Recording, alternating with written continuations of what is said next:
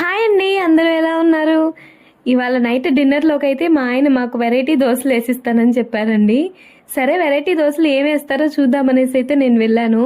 ఆయన అయితే ఆనియన్స్, పచ్చిమిర్చి, కొత్తిమీర, కరివేపాకు, బటర్ అయితే సపరేట్గా తీసి పెట్టేసుకో ఉన్నారు. సరే, పెనం పెట్టి దోశ అయితే వేయడం స్టార్ట్ చేశారు. వెరైటీ దోశ అన్నారు, పిండితోనే వేస్తున్నారు అని అడిగాను. నన్ను ఒక చూపు కోపంగా చూసి దోశ వేయడం అయితే స్టార్ట్ చేసేసారు. ఆ దోశ ఏంటి అంత చిన్నగా ఉందని అడిగితే, నీకు దోశ వేయడమే ఎక్కువ, మళ్ళీ ఇన్ని క్వశ్చన్స్ వేస్తావా అన్నారు. సరే, క్వశ్చన్స్ వేయను కానీ ఇంకో లాస్ట్ చిన్న ప్రశ్న అండి, అంత చిన్నగా ఉంది, దాని పేరేంటి అని అడిగాను. చిట్టి బటర్ దోశ అని చెప్పారు. సరే, చిట్టి బటర్ దోశ అయితే తెచ్చేయండి, మేమైతే తినడానికి వెయిట్ చేస్తున్నాము, చాలా ఆకలిగా ఉందని చెప్పేసరికి చకచకా వేయడం అయితే స్టార్ట్ చేసేసారనమాట.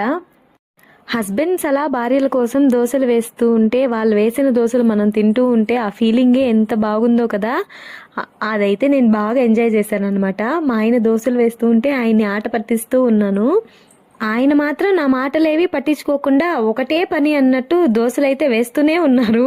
ఎంతసేపు వేస్తారండి, ఆకలికి మేము చచ్చిపోయేలాగా ఉన్నాము, తొందరగా ప్లేట్లో పెట్టుకొని తండి అని అనేసరికి చకచకా దోశలు అయితే ప్లేట్లో పెట్టేశారనమాట. ఎంతైనా హస్బెండ్ వేసిన దోశలు కదా, చాలా టేస్ట్గానే ఉంటాయి. మా ఆయన వేసిన దోశలు కూడా చాలా బాగున్నాయండి. కొంచెం స్పైసీగా తినే వాళ్ళైతే బాగా తింటారనమాట ఇష్టంగా. అలా మేము దోశలు అయితే తినేసి ఈ నైట్ డిన్నర్ అయితే కంప్లీట్ చేసేసాము. వీడియో కనుక నచ్చితే లైక్ చేయండి ప్లీజ్.